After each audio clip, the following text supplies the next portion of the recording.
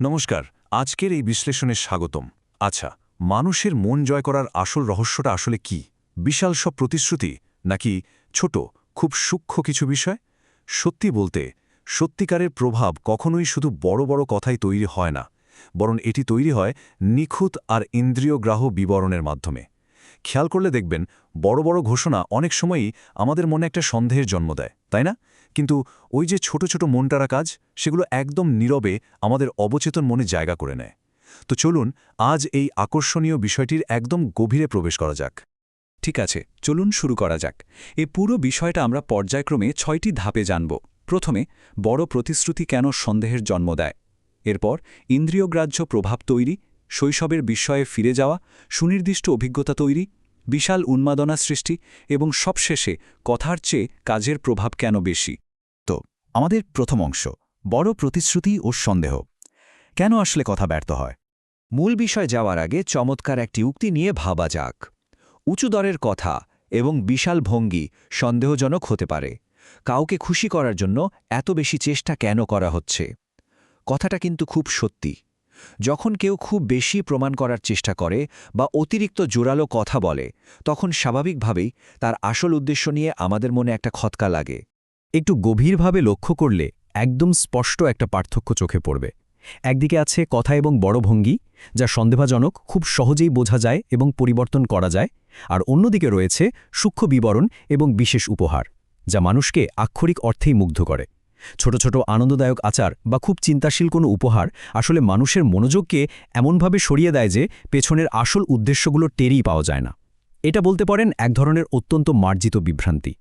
এবার আসা যাক দ্বিতীয় অংশে, ইন্দ্রিয়গ্রাহ্য প্রভাব তৈরি, যাকে বলা হয় দ্য সেন্সুয়াস এফেক্ট। মনোবিজ্ঞানের ভাষায় এই ধারণার নাম সেন্সুয়াস এফেক্ট বা ইন্দ্রিয়গ্রাহ্য প্রভাব। সহজ কথায় এর মানে হল সুন্দর বিবরণ, ছোট ছোট আচার অনুষ্ঠান বা দৃষ্টিনন্দন জিনিস দিয়ে মানুষের চোখ এবং কানকে পুরোপুরি আচ্ছন্ন করে রাখা, যাতে তারা মূল উদ্দেশ্যটা বুঝতে না পারে। এটা অনেকটা জাদুকরী ধোঁয়াশার মতো কাজ করে, যেখানে চারপাশের সৌন্দর্য এতটাই নিখুঁত থাকে যে সন্দেহ করার কোনো অবকাশই আসলে থাকে না। ইতিহাসের পাতা থেকে একটা দারুণ চমকপ্রদ উদাহরণ দেখা যাক। সময়টা ১৮৯৮ সাল। পশ্চিমা রাষ্ট্রদূতের স্ত্রীরা চীনের সম্রাজ্ঞী ডোয়েজার জু সিকে প্রচণ্ড সন্দেহ করতেন। তাদের দৃঢ় ধারণা ছিল সম্রাজ্ঞী হয়তো সম্রাটের মারাত্মক কোনো ক্ষতি করেছেন। কিন্তু এই চরম বৈরী মনোভাব দূর করতে সম্রাজ্ঞী অবিশ্বাস্য কৌশল ব্যবহার করেছিলেন। সম্রাজ্ঞী ঠিক কি করেছিলেন জানেন? তিনি ওই অতিথিদের জন্য ঝলমলে সব পোশাক, মখমলের গাউন, দৃষ্টিনন্দন চীনামাটির কাপে চা, চমৎকার সব থিয়েটারের আয়োজন করেছিলেন। আর এখানেই শেষ নয়, ব্যক্তিগত উপহার হিসেবে দিয়েছিলেন বিশাল আকারের মুক্তার আংটি। এই প্রতিটি বিষয় রাষ্ট্রদূতদের স্ত্রীদের ইন্দ্রিয়কে এতটাই আচ্ছন্ন করে ফেলেছিল যে তারা তাদের সব রাজনৈতিক সন্দেহের কথা একেবারে পুরোপুরি ভুলে গিয়েছিলেন। সত্যিই অবিশ্বাস্য। আমাদের তৃতীয় অংশ, শৈশবের বিস্ময়ে ফিরে যাওয়া বা প্রাকৃতিক মুগ্ধতা। একাদশ শতাব্দীর বিখ্যাত জাপানি সাহিত্য দ্য টেল অফ গেঞ্জির দিকে তাকালে আর একটা দারুণ উদাহরণ পাওয়া যায়। এর মূল চরিত্র গেঞ্জি কাউকে প্রলুব্ধ করতে সরাসরি কোনো কথা বলার পরিবর্তে এক অভিনব পথ বেছে নিতেন। তিনি ব্যবহার করতেন সুগন্ধি কাগজ, কোটো নামের বাদ্যযন্ত্রের মিষ্টি সুর, আর ভাবুন তো, এক ব্যাগ জোনাকি পোকা। এগুলোর মাধ্যমেই তিনি অপরপক্ষের মনের সব বাধা নিমিষেই দূর করে দিতেন। এখন প্রশ্ন হল, এই পদ্ধতিটি আসলে কাজ করে কিভাবে?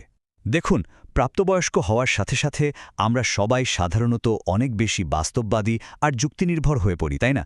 কিন্তু সুনির্দিষ্ট কিছু ধাপের মাধ্যমে মানুষের এই দ্রুতগতির জীবনকে সাময়িকভাবে ধীর করে দেওয়া যায়। ছোট ছোট সুন্দর বিবরণ দিয়ে শৈশবের সেই প্রাকৃতিক জগতের বিস্ময়ে ফিরিয়ে নিয়ে যাওয়া সম্ভব। আর ঠিক তখনই যুক্তির জায়গাটা দখল করে নেয় শুধুই আনন্দ আর মুগ্ধতা। এক সম্মোহনী, বিচারহীন মানসিক অবস্থা তৈরি হয়। এবার চলুন দেখি ৪ নম্বর অংশ, সুনির্দিষ্ট অভিজ্ঞতা তৈরি বা নিখুঁত আয়োজন। ইতিহাসের পাতায় চোখ রাখলে একটা বিষয় খুব স্পষ্টভাবে বোঝা যায়। যুগে যুগে বিখ্যাত ব্যক্তিত্বরা এই কৌশলটি ঠিক কতটা নিখুঁতভাবে কাজে লাগিয়েছেন।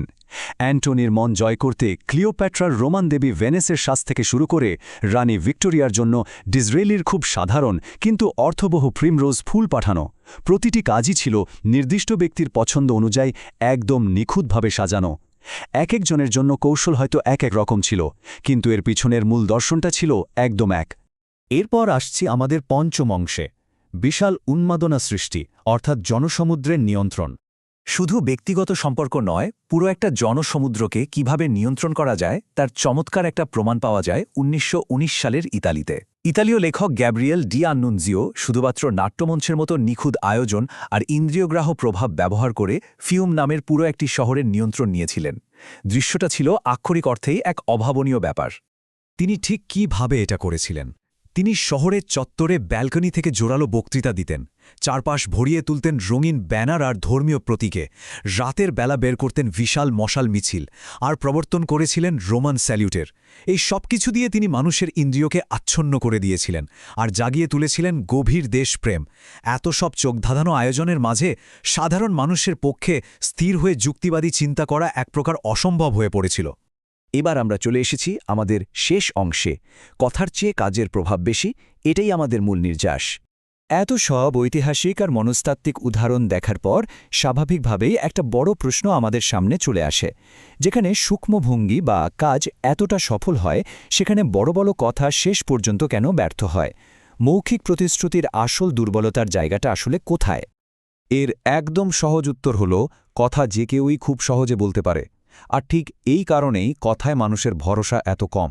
কথায় সবাই সন্দেহ করে, কিন্তু একটি সুচিন্তিত ভঙ্গি বা ছোট একটি নিখুঁত বিবরণ অনেক না বলা কথা বলে দেয়।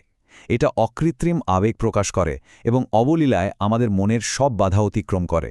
আজকের এই আধুনিক আর দ্রুতগতির বিশ্বেও চারপাশে নীরবে প্রভাব বিস্তার করে চলা এই সূক্ষ্ম ভঙ্গিগুলো একবার খেয়াল করে দেখবেন। ভেবে দেখুন তো, চারপাশের মানুষ কি শুধুই কথা বলছে, নাকি নিখুঁত কোনো আয়োজনে নীরবে আপনার অবচেতন মনকে নিয়ন্ত্রণ করছে? আজকের এই বিশ্লেষণটি এখানেই শেষ হচ্ছে।